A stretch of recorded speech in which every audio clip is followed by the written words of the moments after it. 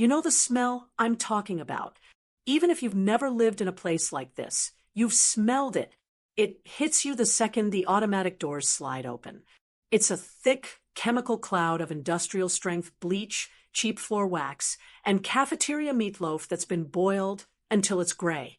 But underneath all those chemicals, there is something else, something distinct and terrible. It is the scent of stale urine and hopelessness. They call this place Pine Haven. It's a nice name for a warehouse where families store the problems they don't want to solve anymore. I've been here for exactly 72 hours. 3 days ago, my world smelled like lavender laundry detergent, and the lemon oil I use to polish the banisters of my staircase every Sunday. Now, my world smells like wet cardboard and antiseptic. I am sitting on a twin bed that is too narrow for a grown woman, and every time I shift my weight, the plastic mattress protector underneath the thin sheet makes a loud, crinkling sound. Crinkle, crinkle. It is the sound of indignity. It is the sound of being treated like a toddler who can't be trusted not to wet the bed, even though I have full control of my faculties and my bladder. Have you ever trusted the wrong person, only to find out the knife in your back was held by your own flesh and blood? Have you ever given everything you had to someone, only to realize they were just waiting for you to get out of the way, so they could take the rest? If you know that pain, if you know what it's like to sit in a room that isn't yours and wonder how you got there, please subscribe to this channel. You are safe here. We are going to talk about the truth today. My name is Stella Dolan. I am 72 years old, and for 40 years, I was a registered nurse. I worked in the ER at San Francisco General. I have triaged gunshot wounds, heart attacks, and car crashes. I know the difference between confusion and clarity. I know the difference between a patient who needs care and a woman who is being gaslighted. I am not frail. I can still walk 3 miles a day. I do the New York Times crossword puzzle in pen. My mind is sharp, but my son, Ray, and his wife, Kerri, have spent the last 6 months trying to convince me and everyone else that I am losing it. They told the social worker I was leaving the stove on. A lie. They told the intake coordinator here that I was wandering the streets at night. Another lie. Why would they lie? Because in the state of California, it is very hard to take control of a parent's assets unless you can prove they are incapacitated. And Ray needed me incapacitated. He needed me out of the way. I am not a burden. I have never been a burden. In fact, if we are looking at the ledger of our lives, I have been the bank. I sit here on this plastic mattress, and I think about the money, not because I am greedy, but because the truth is in the numbers. Ray stood in this very room 3 hours ago, looking at his shoes, telling me that caring for me had become too much for them financially. He said they couldn't afford to keep helping me. Helping me? Let's look at the receipts. I remember the day Ray came to me in his late 20s. He was sweating, pacing around my kitchen. He had gotten into online poker. It started small, he said, but it didn't end small. He owed people money, bad people, and Kerri, who he had just started dating, was threatening to leave him if he didn't clean up his act. He cried at my kitchen table. He begged me. He said he was terrified. I didn't lecture him. I went to the bank. I requested a hardship withdrawal from my 401k. I pulled out $40,000. That was money I had worked double shifts in the ER to save. That was money meant for the days when I couldn't work anymore. I paid off his debt. I wiped his slate clean so he could marry Kerri without baggage. I paid the taxes on that withdrawal. I paid the penalties. He never paid me back a dime. Then there were the grandchildren, twins, beautiful boys. When they were born, Ray and Kerri complained that their sedan was too small for 2 car seats. They said it wasn't safe. They looked at me with those big, expectant eyes. I wrote a check for $15,000 for a down payment on a brand new minivan. I wanted my grandbabies to be safe. I drove my own 10-year-old Honda Civic until the wheels fell off, but they drove a new car with leather seats. And the labor, my God, the labor.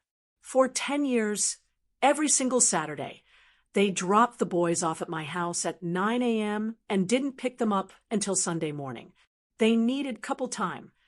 They needed date nights. I changed diapers. I cooked meals. I helped with homework. I bought the birthday presents. I saved them thousands of dollars a year in babysitting costs. I did it because I loved them, but also because I thought we were a team. I thought we were a family that took care of each other.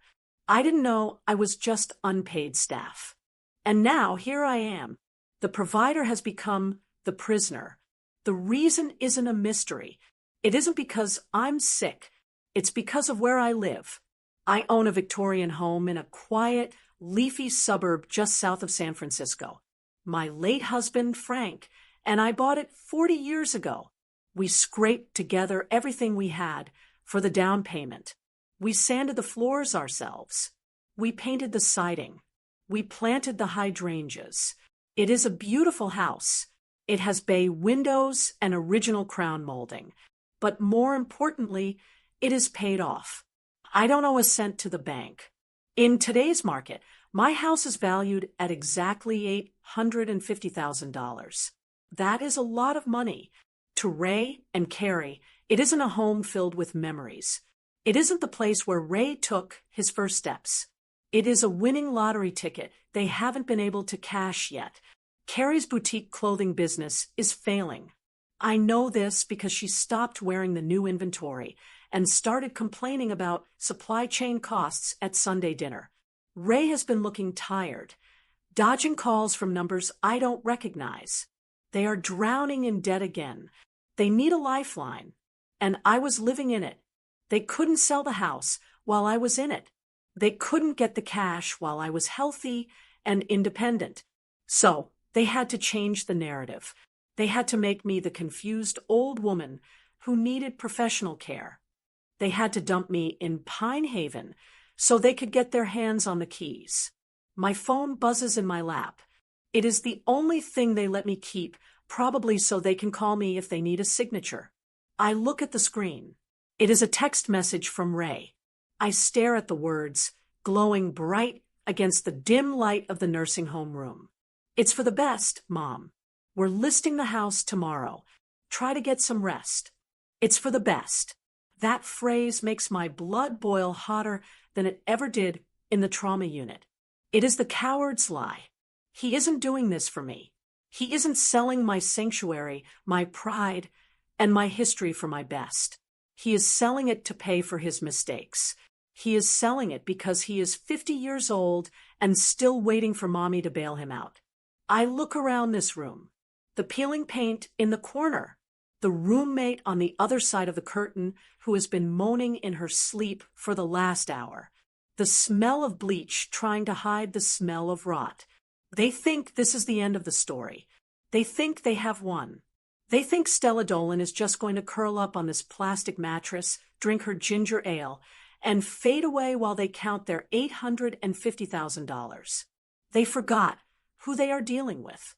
You don't survive 30 years in a San Francisco ER by being soft. You survive by paying attention. You survive by knowing when to act. Ray thinks he's listing the house tomorrow. He thinks he's about to become a rich man. But he doesn't know about the little piece of paper tucked inside the lining of my purse. He doesn't know what I did the day before they dragged me here. He is playing checkers, and he has no idea I have already flipped the board. I turn off my phone. I lie back on the crinkling pillow. I close my eyes and take a deep breath, trying to filter out the smell of Pine Haven. Let them list the house. Let them put the sign in the yard. Let them count the money. Because the hardest lesson Ray is ever going to learn is about to begin. He wants to sell my past. Fine. But he has no idea I've already secured my future. To understand how I ended up in a room that smells like bleach, you have to go back exactly 7 days. You have to go back to my dining room table. It was Sunday. For most of my life, Sunday meant something sacred. It meant family dinner. It meant the smell of rosemary and garlic roasting in the oven. It meant noise and laughter.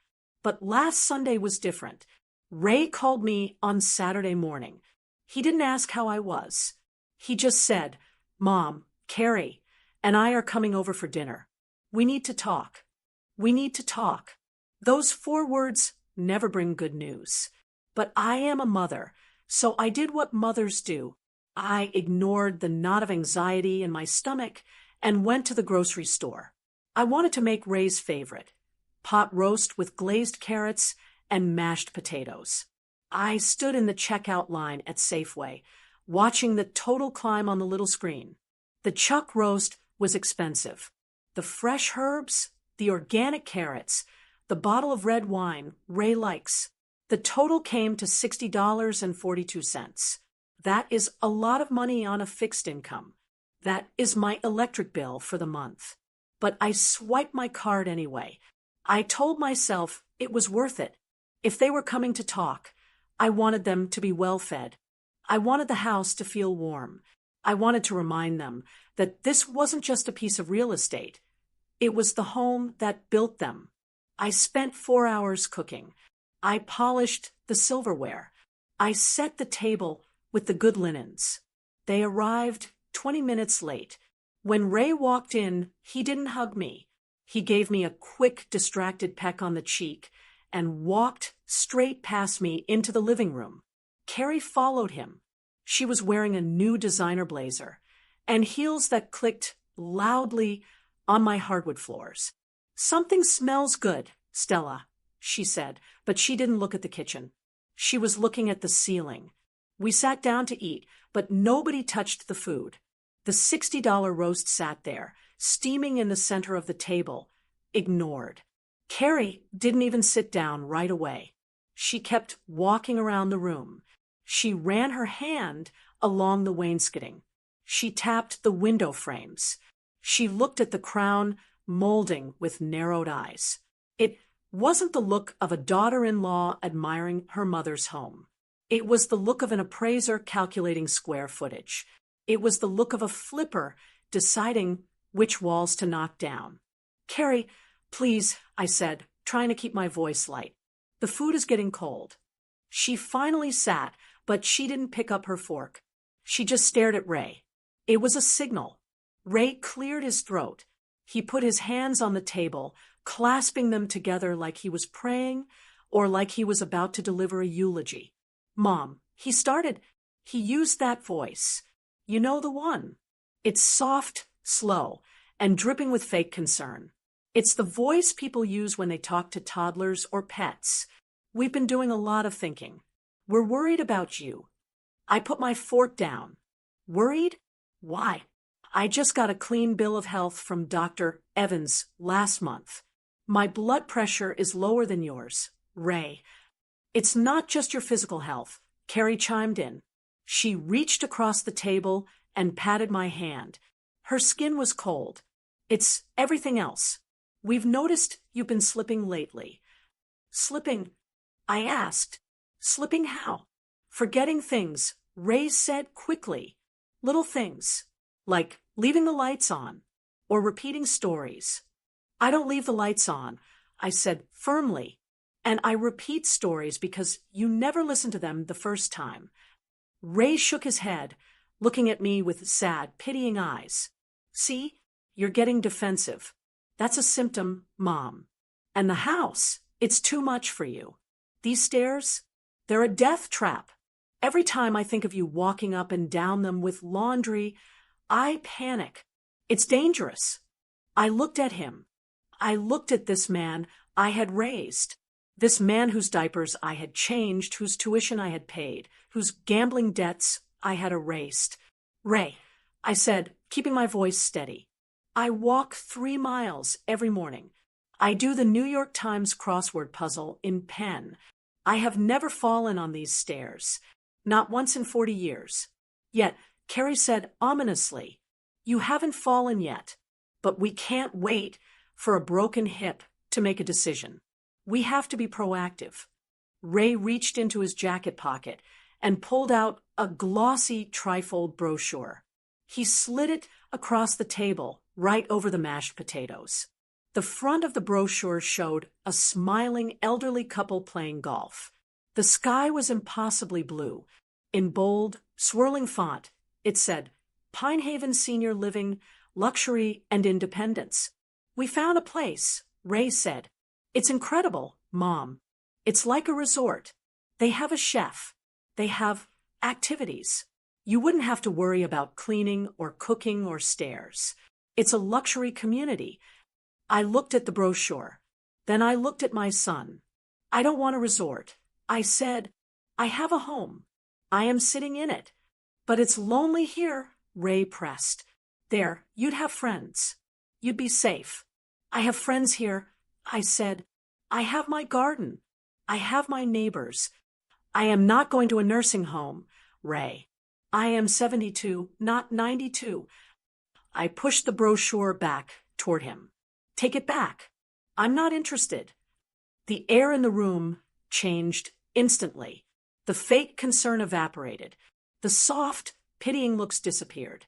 Ray sat up straighter. Kerri stopped smiling.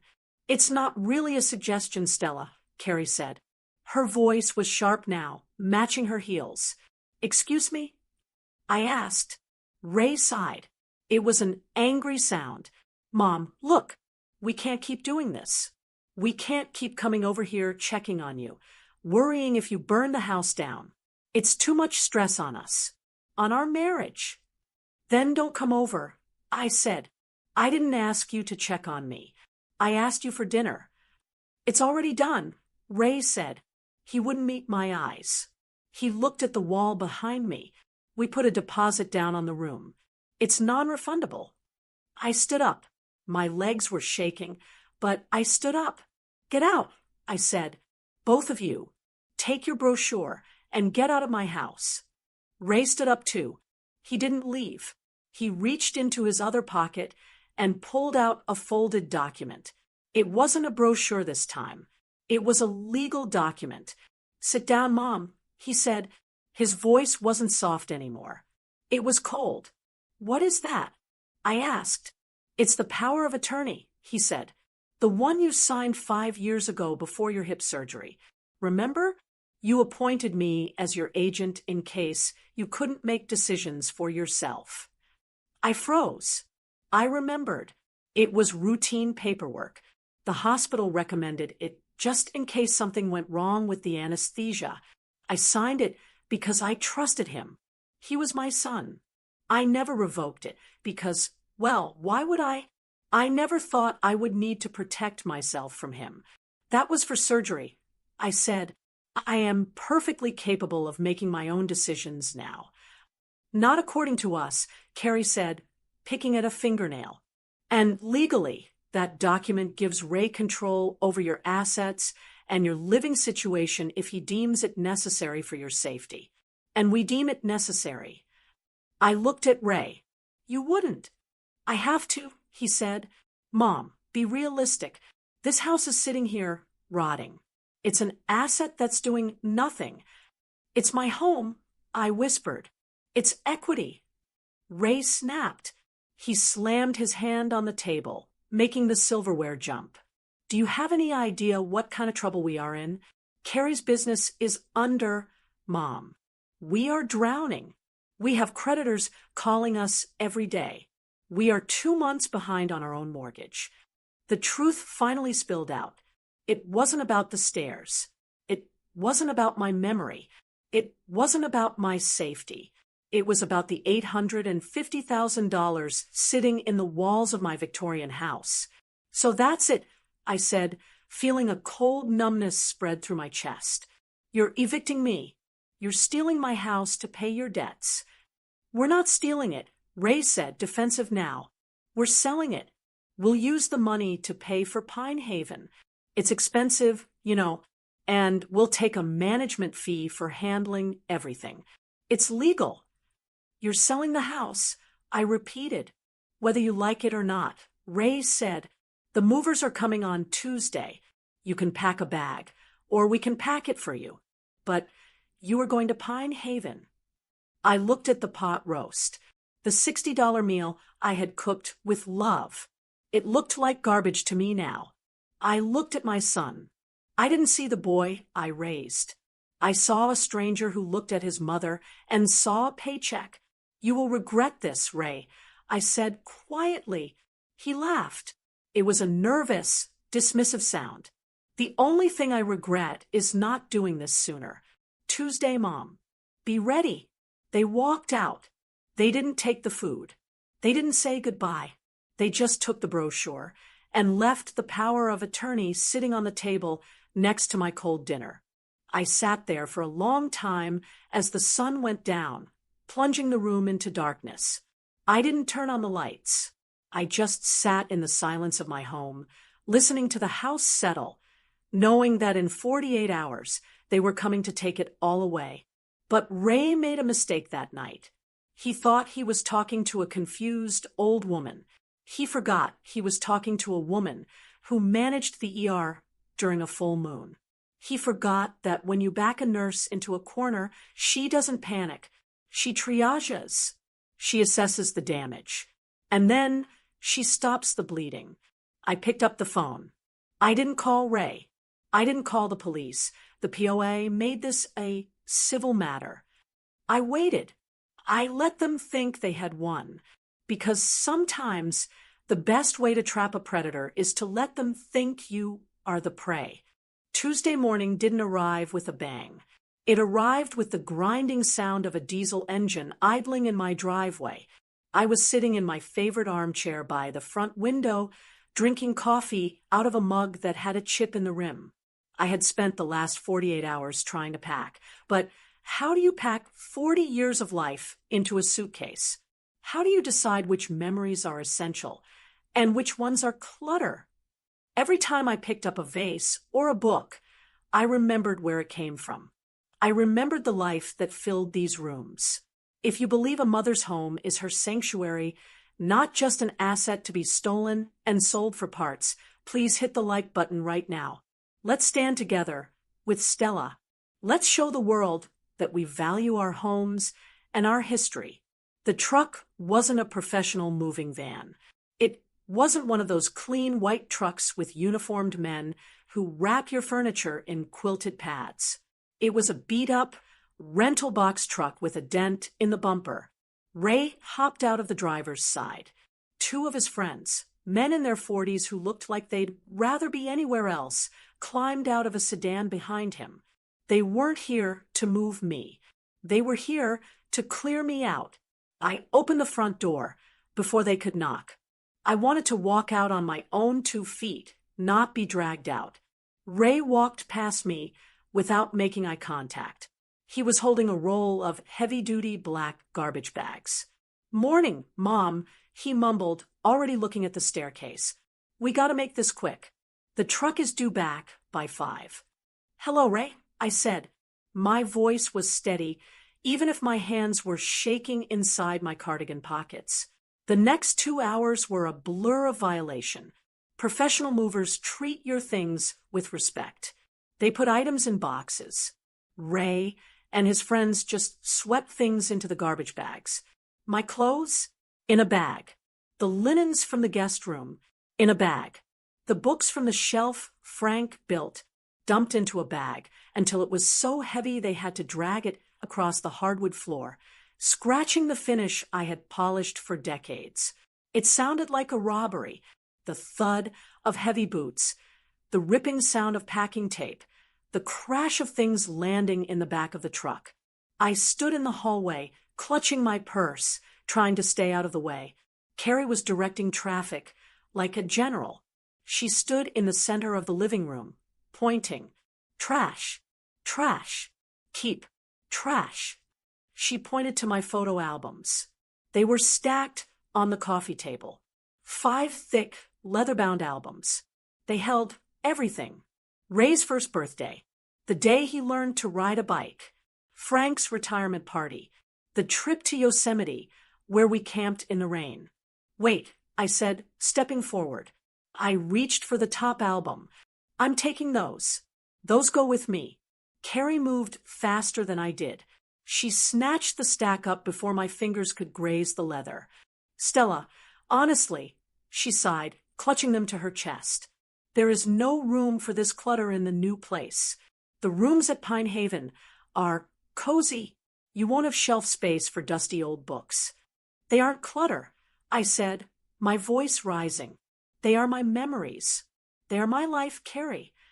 We'll scan them for you, she said dismissively, tossing them into a box marked storage. Digital is better, anyway. Less dust. She taped the box shut before I could argue.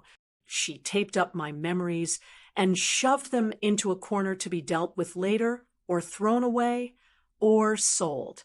I knew, with a sinking feeling in my gut, that I would never see those albums again. I walked out to the front porch to get some air. I couldn't watch them strip the walls anymore. The neighborhood was quiet, but I could feel the eyes. Mrs. Higgins next door was peering through her blinds. The mailman paused at the curb, looking at the rental truck and the garbage bags piled on the lawn. I felt a flush of hot shame crawl up my neck. I had lived here with dignity for 40 years. I was the neighbor who brought cookies when someone moved in. I was the one who organized the block party. Now, I was the old woman being evicted by her own son. It looked like a tragedy. It looked like I had failed. I wanted to scream at them. I own this house. It's mine. But I knew it wouldn't matter. The POA was in Ray's pocket. The law was on his side, even if morality wasn't. I walked down the steps to the front garden. This was my pride and joy. The hydrangeas were blooming blue and purple. The Japanese maple was turning a brilliant red. But the heart of the garden was the rose bush right by the walkway. It was a Mr. Lincoln rose, deep, velvety red with a scent that could fill a room. Frank planted it the week before he died. He was already sick, too weak to dig the hole himself. So he sat in a lawn chair and directed me. Deeper, Stella. Give the roots room. It was the last thing we did together. For 10 years, I had pruned it, fed it, and talked to it. It wasn't just a plant. It was him. I heard Ray's boots crunching on the gravel behind me. All right, Mom, he said, jingling his car keys. Truck's loaded. Kerri is following us in the van. Let's go. I turned to him. I didn't beg for the house. I didn't beg for the money. I begged for the only thing that mattered. Ray, I said, I need my trowel. In the garage. Just give me 10 minutes. He frowned, checking his watch. What for? The rose bush, I said, pointing to the deep red blooms. Frank's rose. I can dig it up. I'll put it in a pot. I can hold it on my lap in the car. It won't take up any room. I looked at him, desperate. Please, Ray, it's the last thing your father planted. I can't leave it here.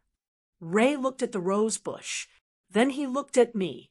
And then he laughed. It wasn't a happy laugh. It was a short, sharp bark of disbelief. A cruel, dismissive sound that hit me harder than a physical blow. Are you serious? He asked. Mom, we're on a schedule. I'm not digging up landscaping. We are selling the house. Remember? Curb appeal matters. You can't leave a hole in the front yard. It's not landscaping, I whispered. It's your father. It's just dirt, Mom, he said, shaking his head. He reached out and grabbed my elbow, his grip firm and impatient. Get in the car. They have flowers at the new place. Probably plastic, ones you can't kill. It's just dirt. That was the epitaph for 40 years of love. Just dirt. He steered me toward his car. I looked back over my shoulder as he shoved me into the passenger seat. I saw the red roses swaying in the gentle breeze. I saw the front door of my house standing wide open, revealing the empty hallway. I saw the garbage bags piled on the curb. Ray slammed the car door shut, cutting off the view. The drive took 2 hours. We left the cool, foggy air of the Bay Area and drove inland. The further we got from the ocean, the hotter it got. The green hills turned to brown, dry grass. The scenery changed from tech campuses and luxury condos to strip malls and dusty fields. Ray turned on the radio to a sports talk station. He didn't speak to me. He didn't ask how I was feeling. He just drove, tapping his fingers on the steering wheel, probably calculating his commission on the house sale in his head. We pulled off the highway in a town that felt tired. The buildings were beige stucco, stained by the heat. We drove past a gas station and a dollar store, and then we turned into a parking lot. Pine Haven. The sign Kerri had shown me in the brochure was probably from 20 years ago. In the brochure, the building was sparkling white with lush green lawns. In reality, the stucco was cracked. The grass was dead patches of yellow. The resort looked more like a minimum security prison. Ray parked the car. "Here we are," he said, using that fake cheerful voice again. "Looks nice, right?" He didn't wait for an answer. He got out and opened my door. The heat hit me instantly, dry, dusty valley heat that makes it hard to breathe. We walked through the automatic doors. The smell hit me first. Bleach, urine, boiled cabbage. It was the smell of a place where people are kept alive, but not living. The lobby was dark. The carpet was worn thin in the high traffic areas. A television in the corner was blaring a game show, but no one was watching it. 2 residents in wheelchairs were slumped over near the window, asleep or medicated. Ray walked up to the front desk. "Checking in Stella Dolan," he told the receptionist. She didn't look up from her computer. "Name?" "Dolan. I spoke to the intake director yesterday." She typed something, then slid a clipboard across the counter. "Sign here, here, and here. Room 104. Down the hall to the left." Ray signed the papers quickly. He signed away my freedom with a ballpoint pen attached to the desk by a chain. "Okay, Mom," he said, turning to me. He didn't have my bags. He had left them in the car or the truck. He figured the staff would handle it. "Room 104. You're going to love it here." He looked at the door. He was already leaving. "You're not staying?" I asked. To help me settle in. "Can't," he said, checking his watch again. "Kerri is waiting with the truck. We got to get back to unload. But I'll visit. I promise." He leaned in, gave me another one of those quick air kisses that didn't touch my skin, and backed away. "Be good, Mom," he said, and then he turned and walked out. The automatic doors slid open, letting in a blast of hot air and the sound of traffic. And then they slid shut. I stood in the lobby of Pine Haven. I was 72 years old. I had a purse, a sweater, and a broken heart. My son had dumped me like a package at the post office. "Room 104 is that way," the receptionist said, pointing with a pen, not bothering to stand up. I started walking down the hallway. The fluorescent lights buzzed overhead. "It's just dirt, Mom."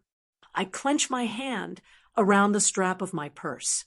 Inside the lining, I could feel the crinkle of the lottery ticket. "Just dirt," I thought. "We'll see about that, Ray." The first week at Pine Haven wasn't life. It was existence. Time moves differently when you are waiting to die.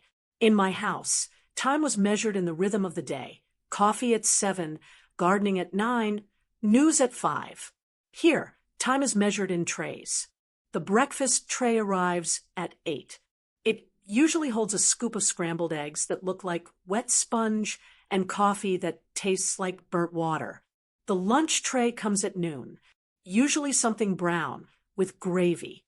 The dinner tray comes at 5. Between the trays, there is nothing.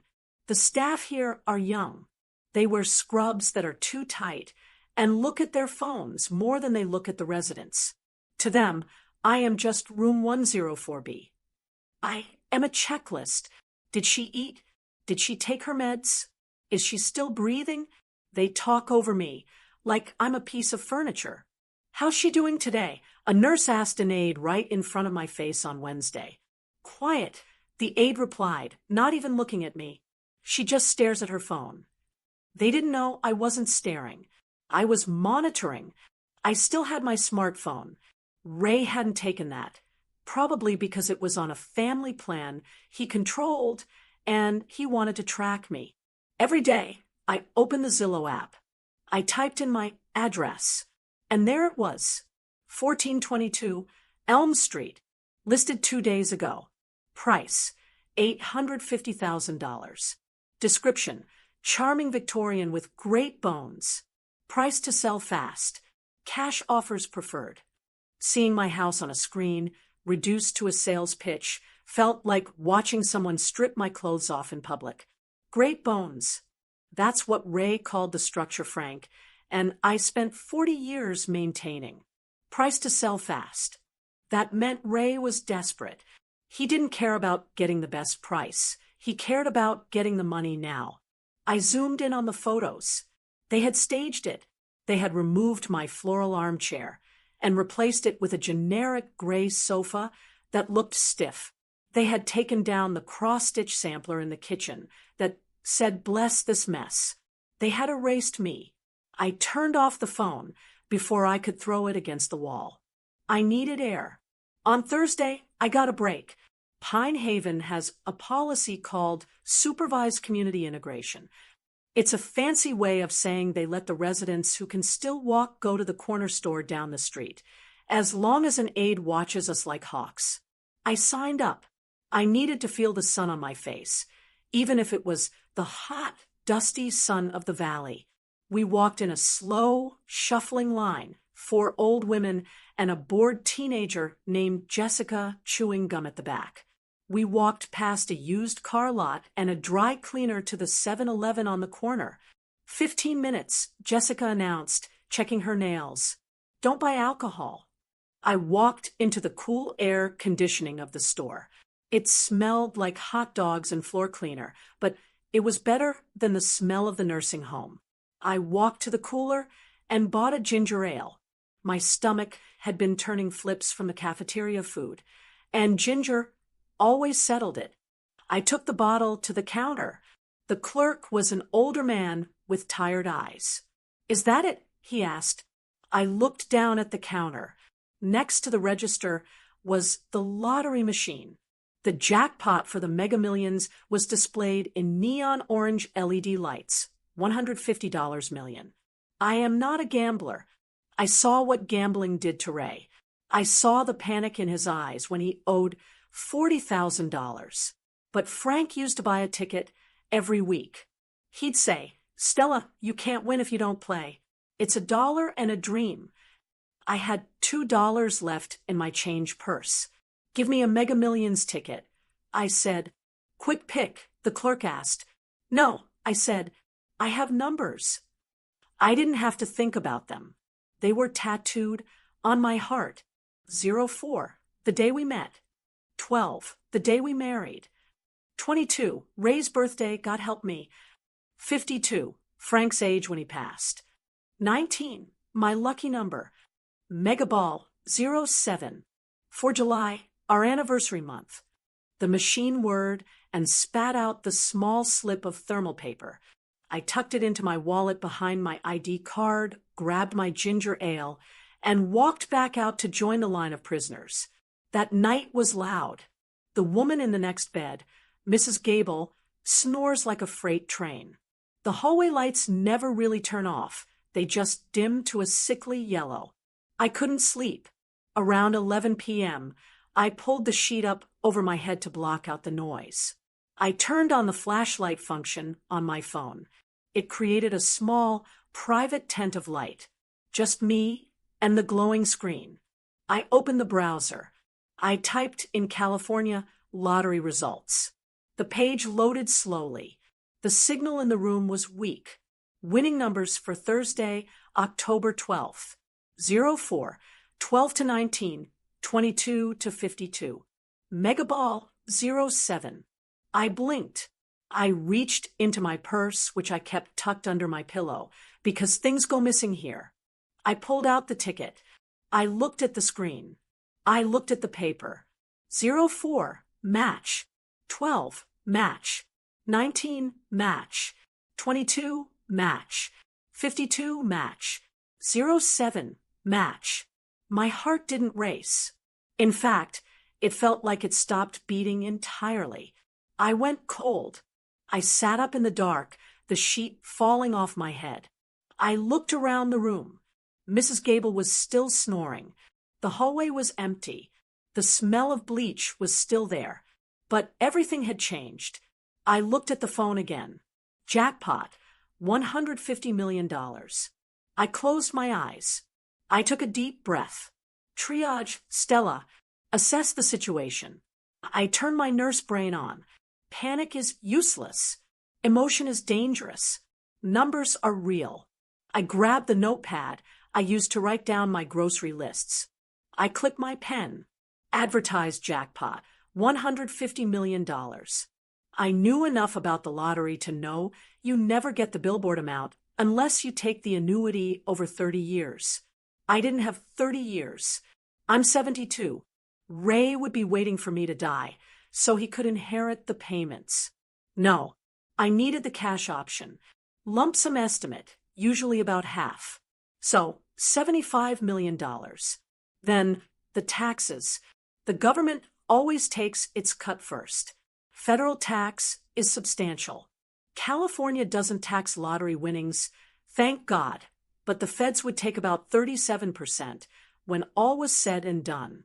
I did the multiplication in the margin of the notebook. $75 million x 0.63. The number stared back at me in blue ink. $47,250,000. Give or take $1 million depending on the final cash value. Let's call it $48.5 million to be safe. $48 million. I looked at the plastic cup of stale water on my nightstand. I looked at the peeling paint. I looked at the text message from Ray on my phone, listing the house tomorrow. Ray was selling my soul for $850,000. He was destroying our family for less than 2% of what I was now holding in my hand. The urge to scream was overwhelming. I wanted to run into the hallway. I wanted to call Ray and scream, I won, and you get nothing. But I stopped myself. If I called Ray now, he was still my power of attorney. He controlled my assets. If I deposited this ticket while he had that document, he could legally claim he had the right to manage the money for my own good. He would say I was incompetent. He would say I couldn't handle the wealth. He would take it all, just like he took the house. I couldn't tell him. I couldn't tell anyone. I lay back down, clutching the ticket to my chest. My heart was finally starting to hammer, a rhythm of pure adrenaline. I needed a lawyer, but not just any lawyer. I needed someone who hated Ray. I thought of Mr. Vance. Arthur Vance was Frank's attorney. He handled Frank's estate when he died. He was old school, 80 years old, grumpy, wore three-piece suits even in the summer. Ray hated him. Ray called him a dinosaur and convinced me to stop using him years ago because his fees were too high. Ray thought Mr. Vance was retired or dead. I checked the time. It was midnight. I couldn't call now, but I could plan. I took the lottery ticket and folded it carefully. I opened my Bible, which Ray had graciously allowed me to keep because old ladies need their Jesus. I turned to the book of Psalms. I tucked the ticket inside Psalm 23. The Lord is my shepherd. I shall not want. I definitely won't be wanting anymore. I whispered to the dark room. I didn't sleep that night. I lay awake, watching the shadows move across the ceiling. For the first time in a week, I didn't feel like a prisoner. I felt like a spy. I felt like a general planning an ambush. Ray was going to sell the house. He was going to come here, smug and victorious, thinking he had stripped me of everything. Let him come. Let him bring the papers. Let him think he won. Because when the dust settles, he is going to realize that he brought a knife to a nuclear war. 2 weeks. That is how long it took for them to come back. For 14 days, I sat in room 104, staring at the beige walls, eating the gray meatloaf, and listening to the hum of the air conditioner.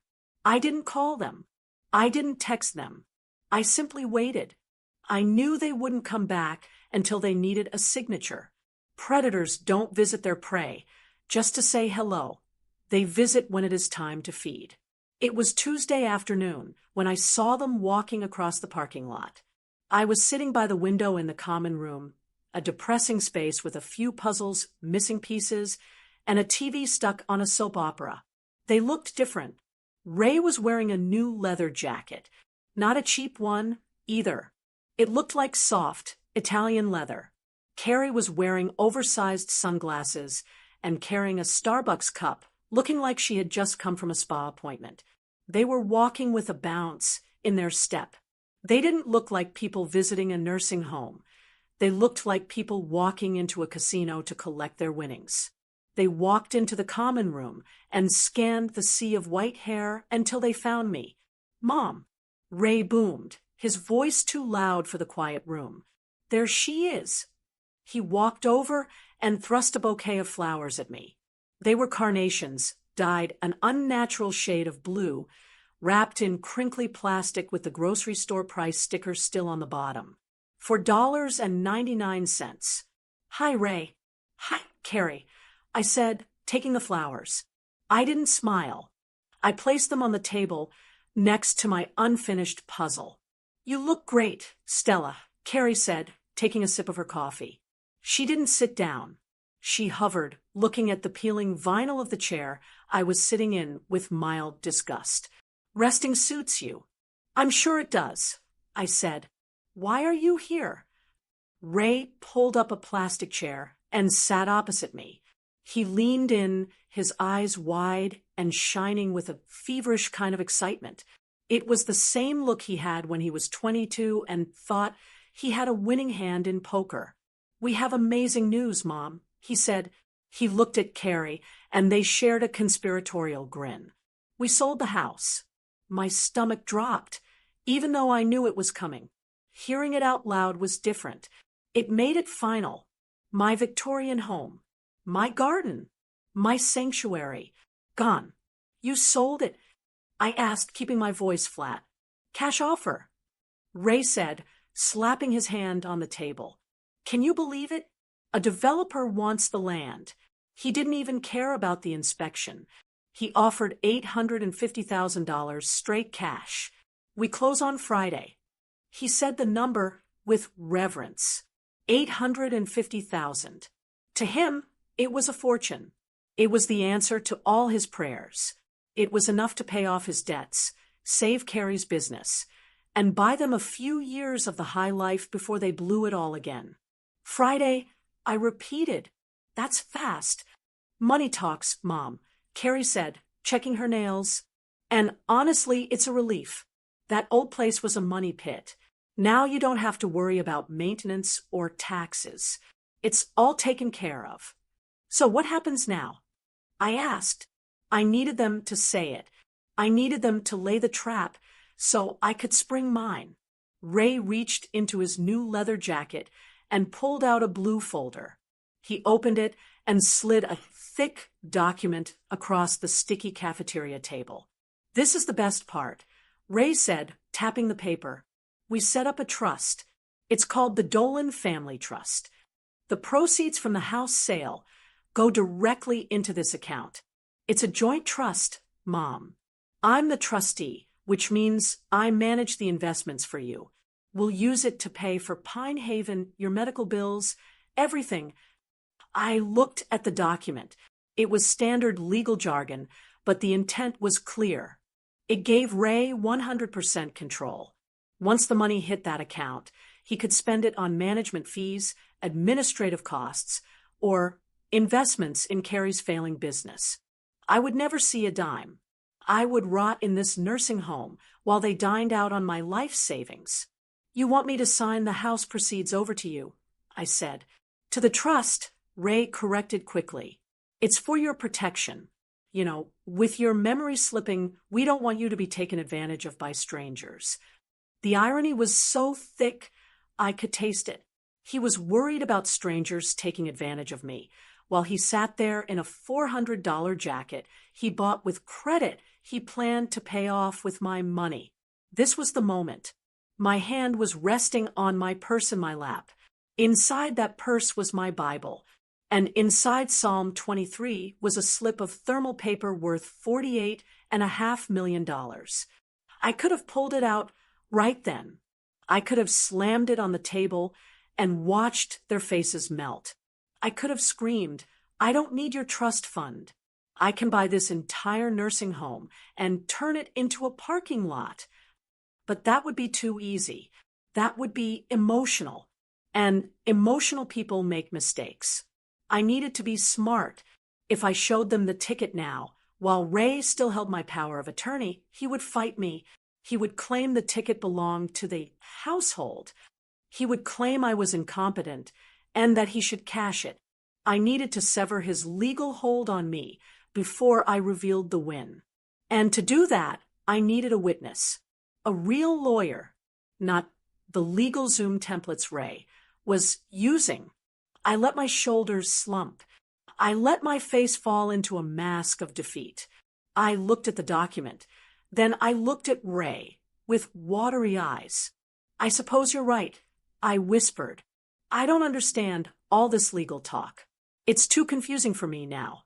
Ray exhaled, a long breath of relief. He uncapped a pen and held it out to me. Exactly, Mom. That's why we're here. Just sign at the X. I reached for the pen, my hand trembling, fake trembling, but effective. I hovered the tip over the paper. Then I stopped. Wait, I said. What? Kerri snapped. What is it now? The deed, I said. The original deed to the house. It's not here. It's with Mr. Vance. Ray rolled his eyes. Who cares? We don't need the paper deed, Mom. Everything is digital now. No, I said, putting the pen down. I promised your father. He told me, Stella, if you ever sell the house, you do it properly. Mr. Vance has the deed and the original survey maps. If I am going to sign away my home, I want to do it in his office. I want to feel like I'm doing it right. I looked at Ray, pleading with my eyes. Please, Ray, it's the last thing I own. Let me have this one dignity. Let's meet at Mr. Vance's office on Friday, before the closing. I'll sign everything there. The transfer, the trust, everything. Ray looked at Kerri. Kerri looked at the clock. Ray, this is ridiculous. She hissed. Just make her sign it. It's just a couple of days, Ray whispered back. If we push her too hard, she might make a scene. You know how stubborn she gets. He turned back to me. He leaned back in his chair and laughed. It was an arrogant, dismissive sound. Vance, he asked, that old dinosaur, is he even still practicing? I thought he died years ago. He's still there. I said, I have his card. Fine.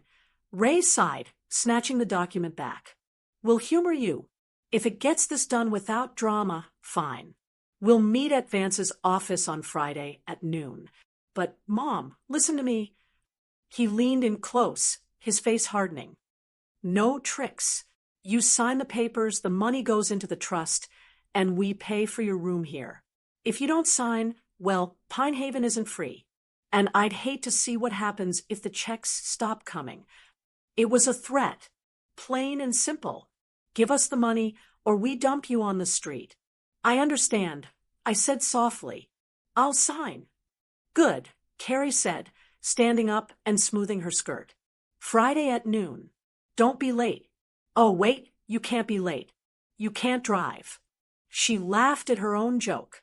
We'll send an Uber for you. They stood up to leave. Ray didn't hug me goodbye. He just tapped the table 2 times. Friday, Mom. Then The money is ours. I watched them walk out of the common room. I watched Ray strutting in his new jacket, already spending the $850,000 in his head. I watched Kerri tossing her empty coffee cup into the trash can without breaking stride. They walked out into the sunshine, thinking they had just fleeced a helpless old woman. I waited until the automatic doors closed behind them. Then I picked up the cheap, blue-dyed carnations.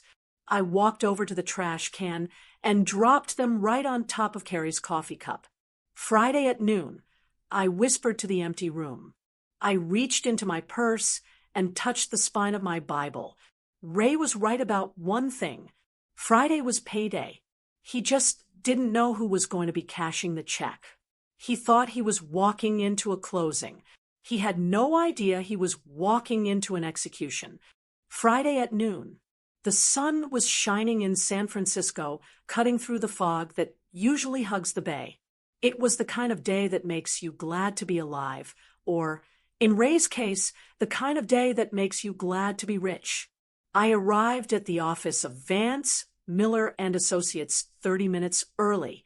I had taken an Uber from the nursing home, using the last $40 in my checking account. I didn't care. I knew I wouldn't need that checking account much longer. The office was located in the financial district, on the 34th floor of a building that looked like a needle piercing the sky. When the elevator doors opened, the smell hit me. It wasn't bleach. It wasn't boiled cabbage. It was the smell of old money. It smelled of mahogany, leather polish, and expensive coffee. It was quiet, the kind of quiet that commands respect. I walked to the receptionist's desk. I was wearing my best Sunday sweater, a soft, cream-colored cardigan that had seen better days, and the same slacks I had worn when they evicted me. I carried my purse like a shield. "Stella Dolan to see Arthur Vance," I said. The receptionist, a young woman with kind eyes, smiled. "Mr. Vance is expecting you, Mrs. Dolan. He's in the conference room." Arthur Vance was waiting for me. He was 81 years old, a man who still wore three-piece suits and a pocket watch. He had been Frank's lawyer for 30 years. Ray called him a dinosaur. I called him thorough. When I walked in, Arthur stood up slowly and took my hand. "Stella," he said. His voice was gravel and warmth. "You look determined." "I am, Arthur," I said. "Is everything ready?" He patted a thick folder on the table. "Everything is prepared exactly as we discussed on the phone. The Lottery Commission has verified the ticket. The trust is established. The funds are pending your signature. And the other papers? The house transfer documents are right here," he said, pointing to a separate, thinner file, ready for the wolves. We sat in silence for 20 minutes. I drank a cup of coffee from a china cup. I looked out the window at the Golden Gate Bridge. I wasn't scared. I wasn't sad. I felt a strange, vibrating calm. It was the feeling you get right before you pull a splinter out. You know it's going to hurt, but the relief will be instant. At exactly 12:05 p.m., the heavy oak doors swung open. Ray and Kerri walked in. They didn't look like people who were broke.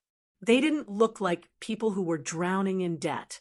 They looked like they had already won the lottery. Ray was wearing a suit I had never seen before. It was charcoal gray, tailored, with a sheen that said it cost more than my monthly pension. He was wearing a gold watch that caught the light, big, flashy, and undoubtedly bought on credit. Kerri was worse. She was wearing a cream-colored pantsuit that looked suspiciously like the one she had been eyeing in a magazine for months. She carried a handbag with a logo so big you could see it from space. Her hair was freshly blown out. They had spent the money before they even had it. They had leveraged the sale of my home to finance a makeover for their ego. Ray stopped when he saw me. He looked me up and down, taking in my old sweater and my sensible shoes. A flicker of pity crossed his face. followed quickly by annoyance. "Mom," he said, checking his new watch. "You made it. Good. Let's make this quick. We have a lunch reservation at 1:30. "Hello, Ray," I said. "Hello, Kerri. Nice bag." Kerri clutched the bag tighter. "Thanks, Stella. It was a gift. From Ray." "A gift," I repeated. "How generous." They sat down on the other side of the massive conference table. It felt like a courtroom. Me and Arthur on one side, the predators on the other. "Mr. Vance," Ray said, nodding curtly at Arthur. "I'm surprised you're still working. I thought you'd be in Florida by now." "I enjoy my work, Raymond," Arthur said, his voice dry as dust, "especially when it involves protecting the interests of long-standing clients." Right, Ray said, tapping his fingers on the table. "Look, we all know why we're here. Mom needs to sign the transfer, so the proceeds from the house sale can go into the Dolan Family Trust. I have the account number right here." Ray thinks he's about to get a check for $850,000. He thinks he's about to walk out of here, the king of San Francisco. He has no idea what's coming. If you love seeing greedy people get what they deserve, share this video right now. Let's make sure everyone sees exactly what happens when you underestimate a mother. Arthur opened the thin file. He slid a document across the polished wood. "This is the closing statement for the property at 1422 Elm Street," Arthur said. "Sale price, $850,000. After paying off the small remaining line of credit, closing costs, and agent fees, the net proceeds are $612,000. Ray frowned. "612? I thought it would be closer to 7. Market fluctuations and expedited closing fees," Arthur said smoothly. "You wanted a quick sale, Raymond? Quick costs money." Fine. Ray waved his hand. $612,000. That works. Where does she sign? Arthur pointed to a line at the bottom of the page. "Right here. This authorizes the title company to release the funds." Ray looked at me. He pointed to the pen. "Go ahead, Mom. Just sign it. Then we can get you back to Pine Haven. They're serving lunch soon, right?" I picked up the pen. It was heavy. A fountain pen. I looked at the paper. This was my home. This was the paper that turned 40 years of memories into a wire transfer for Ray's debts. I signed my name. Stella Dolan. Ray let out a breath he must have been holding for weeks. He grinned at Kerri. Kerri practically vibrated in her seat. They did it. They had won. "Excellent," Ray said, reaching for the paper. "Now, about the wire transfer. Here is the routing number for the joint trust." "Wait," I said. My voice wasn't loud, but it stopped Ray's hand in midair. I put the cap back on the pen. I folded my hands on the table. I looked directly at my son. "Actually, Ray," I said, speaking slowly and clearly, "you can keep the house money." The room went silent. You could hear the hum of the refrigerator in the kitchenette down the hall. Ray blinked. "What?" "The $612,000, I said. "You can keep it. All of it. Put it in your account. Pay off your gambling debts. Pay off Kerri's business loans. Pay for that watch and that bag. Take it." Ray looked at Kerri. Kerri looked at Ray. They looked confused, like a dog that's been shown a card trick. "Mom," Ray said, a nervous chuckle escaping his lips. I don't understand." "That's the plan. It goes into the trust. For your care." "No," I said. "I mean, it's yours. I don't want it. I am gifting it to you. Consider it my final contribution to your lifestyle." "But, Stella," Kerri spoke up, her voice high and tight. "If you give us the money, how will you pay for Pine Haven? You can't live there for free. You need this money." "What do you mean? We'll need it." I asked back, mimicking her tone. "I thought you wanted to take care of me. Isn't that why you have power of attorney? to manage my assets. Well, yes, Ray stammered. But the asset is the money. If you just give it to us. I mean, we'll take care of you, obviously, but we have expenses. We can't just pay out of pocket for the nursing home forever. He was already backtracking. He had the money in his hand, the money he had destroyed our relationship to get. And he was already terrified that he might have to spend a dime of it on me. Don't worry about Pine Haven, I said. I'm not staying there. You have to, Ray said, his voice hardening. Mom, we sold the house. You have nowhere else to go. I have plenty of places to go, I said. I turned to Arthur. Mr. Vance, I think it's time. Arthur nodded. He closed the file on the house sale. He pushed it aside, as if it were a menu at a diner. He was done reading. Then he reached into his briefcase and pulled out the thick folder. It was blue. It had a gold seal on the front. He placed it in the center of the table. The sound of the heavy paper hitting the wood was the only sound in the room. What is that? Ray asked. He was staring at the folder. He sensed a shift in the atmosphere. The air in the room had changed from business transaction to execution. This, Arthur said, opening the folder, is the certification of assets for the newly established Stella Dolan Revocable Trust. Trust? Ray scoffed. Mom doesn't have a trust. I have power of attorney. I didn't authorize a trust. Mrs. Dolan revoked your power of attorney this morning at 9 a.m., Arthur said calmly. It was notarized and filed. You have no authority over her assets as of 3 hours ago. Ray went rigid. You can't do that. She's incompetent. I am sitting right here, Ray, I said, and I assure you I am very competent. Arthur ignored him. He pulled out a document printed on security paper. It looked like a bank statement, but the numbers were bigger. This document certifies the initial deposit into the trust, Arthur said. Funds courtesy of the California State Lottery Commission. Lottery, Kerri whispered. She stopped looking at her bag. She looked at the paper. Yes, Arthur said. He put on his reading glasses. He looked down at the document. He didn't rush. He let them wait. Your mother, Arthur said, was the sole winner of the Mega Millions jackpot 2 weeks ago. She opted for the lump sum payment. Ray laughed. It was a wet, panic sound. That's funny. Mom doesn't play the lottery. She thinks it's a tax on stupid people. She played this time, Arthur said, and she won.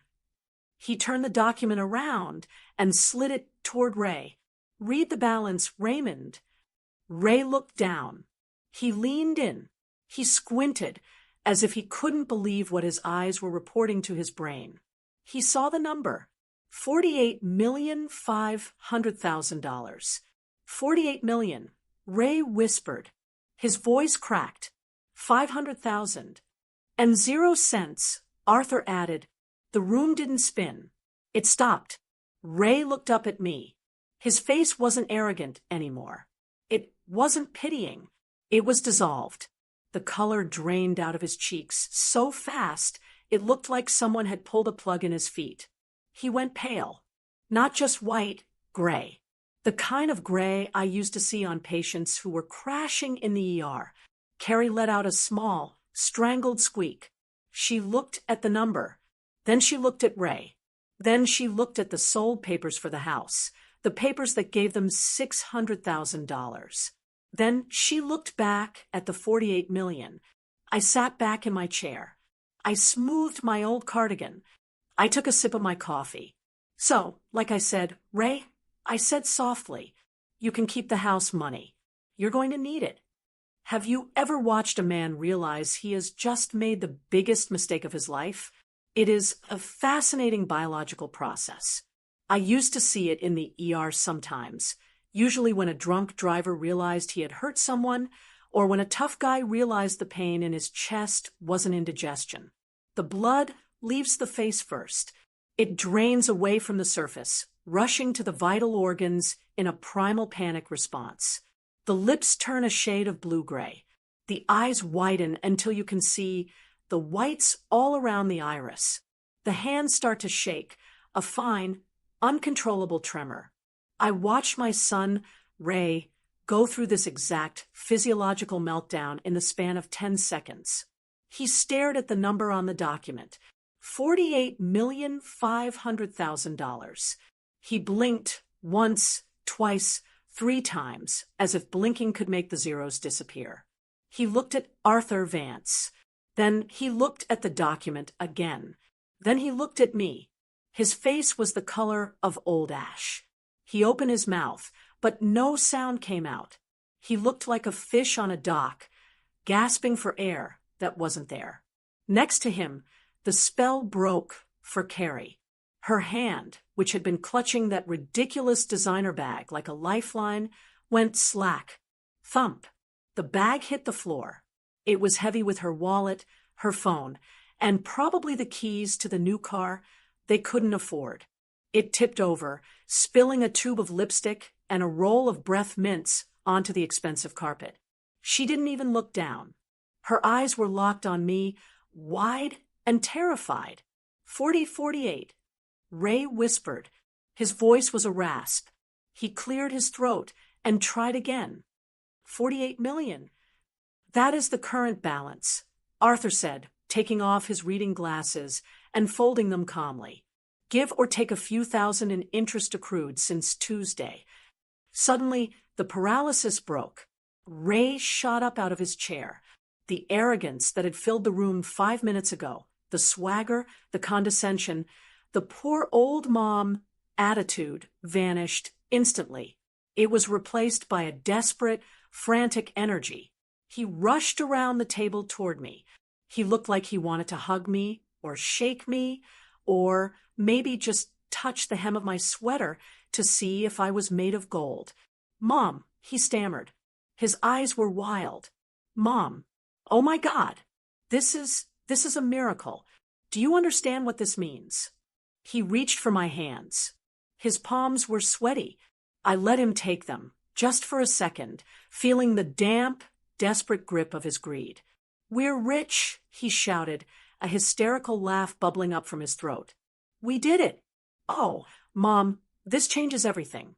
You don't have to worry about anything ever again." "I wasn't worried, Ray," I said calmly. I was prepared. "But Pine Haven," he babbled, talking a mile a minute. "You can't stay there. We have to get you out immediately. Today. Right now. We can buy a mansion, Mom. A huge place in the hills. We can hire private nurses. Kerri and I will move in to oversee everything. We'll take care of you. We'll make sure you have the best of everything." He was spinning a fantasy in real time. In his mind, he was already canceling his debts. He was already buying a boat. He was already figuring out how to funnel $48 million into his management fees. He had pivoted so fast he practically gave himself whiplash. 1 minute I was a burden to be discarded. The next, I was the queen of the castle. Kerri scrambled out of her chair, stepping over her spilled purse. She rushed to my other side. "Stella," she gushed, her voice high and breathless. "Oh, Stella, I knew it. I always said you were lucky. We need to celebrate. We should go to dinner. Somewhere expensive. We need to plan. There's so much to do." They were crowding me. They were suffocating me with their sudden, toxic love. They thought they could just hit the reset button. They thought $48 million erased the last 2 weeks. They thought it erased the garbage bags, the rose bush, the smell of bleach, and the betrayal. I pulled my hands away from Ray. I did it slowly, deliberately. I pulled them back and placed them in my lap. Then I stood up. I am 5'4". Ray is 6'1". But in that moment, I felt 10 feet tall. I didn't yell. I didn't cry. I channeled the voice I used for 30 years when a new resident doctor tried to order the wrong medication. It is the head nurse voice. It is a voice that does not ask for permission. It commands compliance. "Sit down, Ray. I said. He froze. What? I said, sit down. Both of you. The authority in my tone cut through their hysteria. They looked at each other, confused, and then slowly sank back into their leather chairs. They looked like naughty schoolchildren who had been called to the principal's office. You seem to be confused, I said, looking from one to the other. You keep saying we are rich. We will buy a mansion. We will move in. I paused. I let the silence stretch until it was uncomfortable. There is no we, Ray. Ray's nervous smile faltered. Mom, what do you mean? We're family. We're in this together. You need us to help you manage this. It's a lot of money. It's complicated. It's not complicated at all, I said. It's actually very simple arithmetic. Just like the arithmetic you did when you sold my house. I walked over to the window and looked out at the city. I needed to look away from them to say what came next, because a part of me, the mother part, was still screaming in pain. But the survivor part was in charge now. You dumped me in a nursing home, I said to the glass. You told me it was for my own good. You told me I was confused. You told me I was a burden. That was just because we were worried. Kerri interjected. We didn't have resources. Stella, we were trying to protect you. I turned back to them. My eyes were dry. No, you were trying to liquidate me. You looked at my life and saw a balance sheet. You sold my sanctuary for $850,000 because you were too lazy to work for your own money. Mom, please, Ray said, sweat beading on his forehead. Let's not dwell on the past. We can fix it. We can buy the house back. We can buy 10 houses. I am leaving the nursing home. Ray, I said, clearly, I am leaving today. Mr. Vance has already arranged for a private car to pick me up. I am going to a hotel suite that costs more per night than you earn in a month. And then I am buying a new house. A house with a view of the ocean. A house with a garden where no one will ever touch my roses again. Ray nodded eagerly. Yes, that sounds perfect. We'll come with you. We'll help you pack. No, I said, I am going alone. The air left the room. Ray looked like I had slapped him. Alone, he whispered. I have hired a team, I said, professional movers, a private medical concierge, a financial advisor, and security. I don't need you, Ray. I don't need your help, and I certainly don't need your management. But the money, Kerri whispered. Her eyes darted to the blue folder. The trust. Yes, the trust, I said. I looked at Arthur. Mr. Vance, would you please read the final clause of the new will and testament I signed 20 minutes before they arrived? Arthur cleared his throat. He picked up the document on top of the stack. He didn't look at Ray. He looked at the paper with professional detachment. Clause 7, Section B, Arthur read, regarding the disposition of assets to my only son, Raymond Dolan. Ray leaned forward. This was it. This was the lifeline. To my son Raymond. Arthur read, I leave the full net proceeds from the sale of my property at 1422 Elm Street, which he orchestrated against my wishes. This sum, totaling approximately $612,000 after fees, is to be considered his full and final inheritance. Arthur paused. He looked over his glasses at Ray. The clause continues. Raymond Dolan is explicitly excluded from the lottery trust, the assets of which are currently valued at $48,500,000. Upon my death, the entirety of the lottery trust shall be divided equally between the San Francisco SPCA and the National Coalition for Nursing Home Reform. Silence. Absolute ringing silence. Ray sat there, processing the words. He got the house money. He got exactly what he wanted. He got the check he had destroyed our family to get. And in doing so, he had lost $48 million. He had traded a fortune for pennies. The sound that came out of Kerri wasn't a word. It was a scream. It was a primal, high-pitched shriek of pure rage. "No!" she screamed. She lunged across the table. Her fingernails scratched against the polished wood. "You can't do that. You crazy old witch. That's our money. We earned it. We took care of you."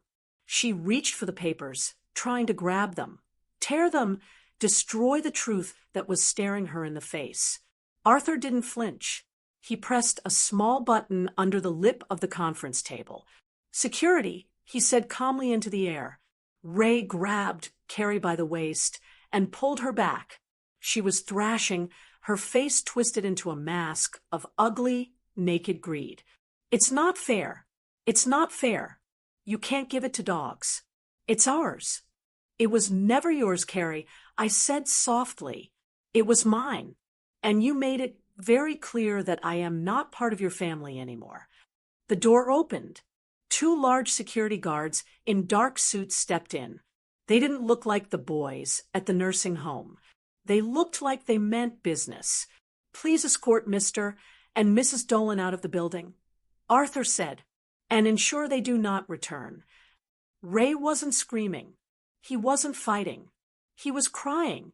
He slumped in the chair, tears streaming down his face. But I looked at him closely. I didn't see remorse. I didn't see love. I saw a man mourning the loss of a lifestyle he almost had.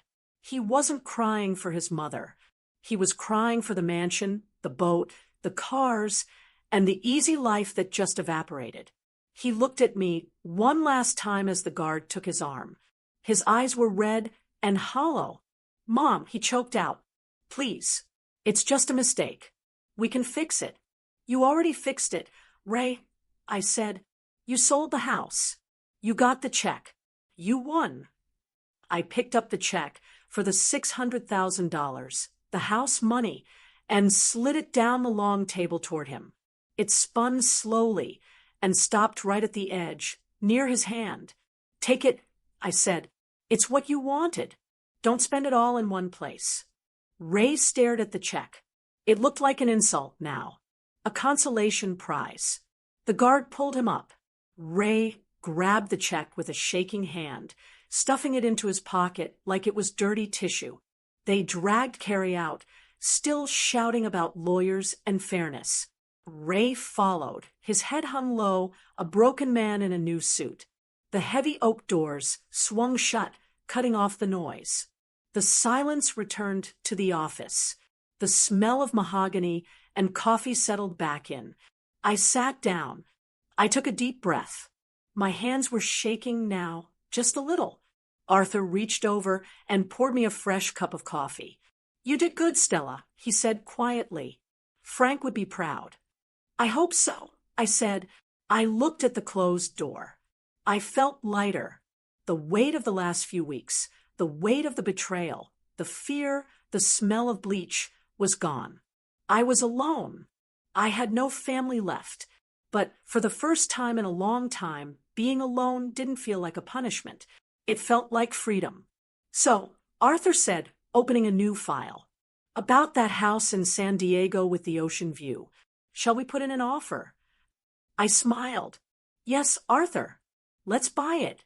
And hire the best landscaper in the city.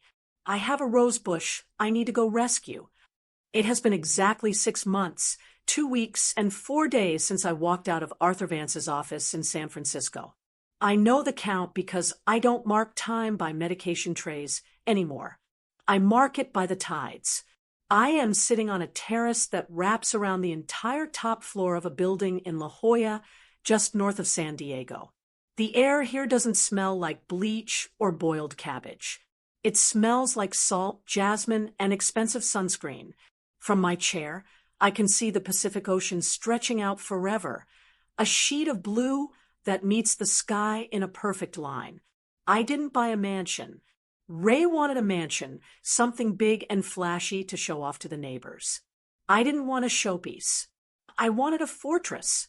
This penthouse has 24-hour security, a concierge who knows my name but respects my privacy, and an elevator that requires a key card to reach my floor. It is the safest I have ever felt in my life.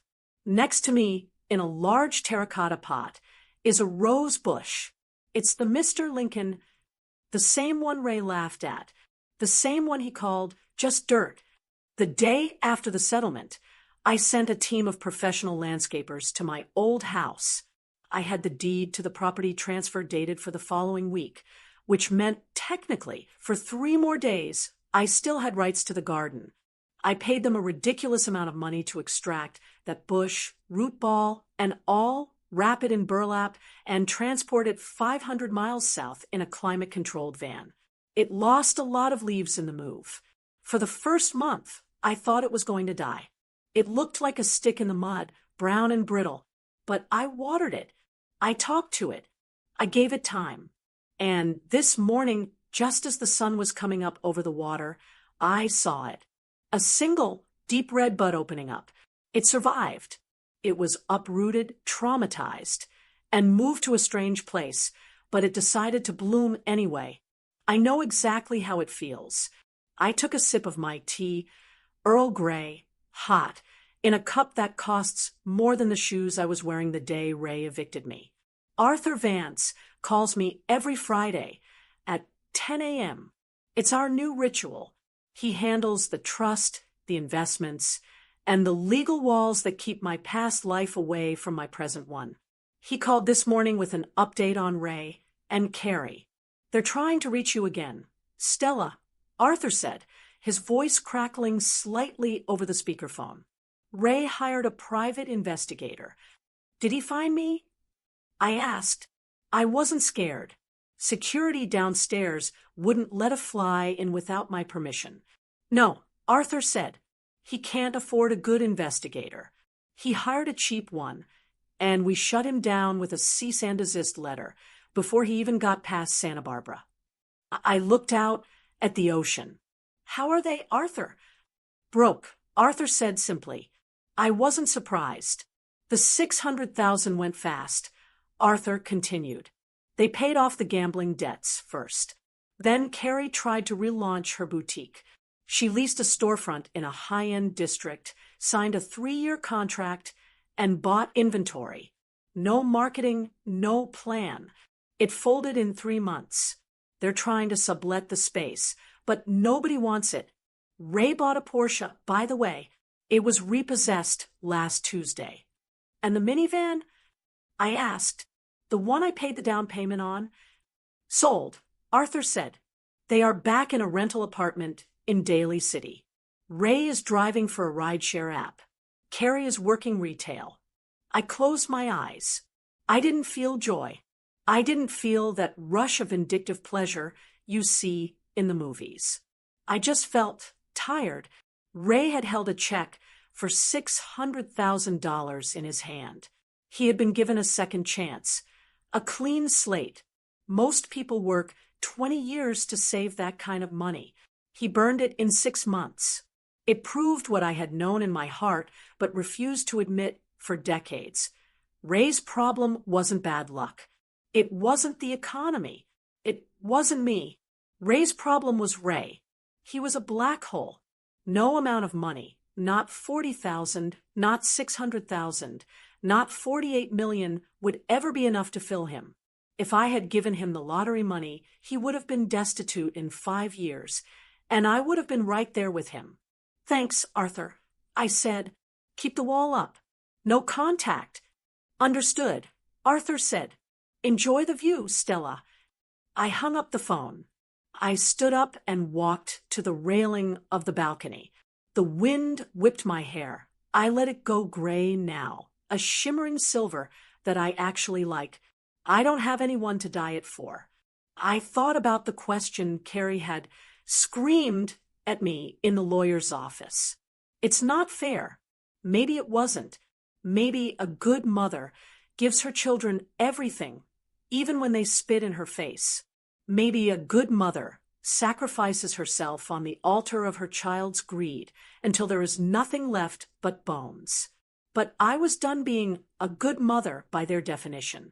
I was a person. I was Stella Dolan. and I had a lot of life left to live. I have plans. Next week, I'm meeting with the director of the San Francisco SPCA. I'm funding a new wing for senior dogs, the ones people dump because they are too old or too much work. I'm calling it the Frank Dolan Center. After that, I'm looking into a cruise. Not a senior cruise with bingo and buffet lines. An expedition to Antarctica. I've always wanted to see a penguin in real life. I have the money. I have the time. And for the first time in 40 years, I don't have to ask anyone for permission. I looked down at the street below. Tiny cars moved in a silent stream. Somewhere out there, Ray was driving a stranger to the airport, blaming his mother for his bad luck. I turned my back on the street. I looked at my rose bush. I reached out and touched the velvet petal of the new bloom. It was soft, alive, and fiercely red. "We made it, Frank," I whispered. I sat back down in the sun, closed my eyes, and listened to the ocean. I was safe. I was wealthy. And finally, blessedly, I was free.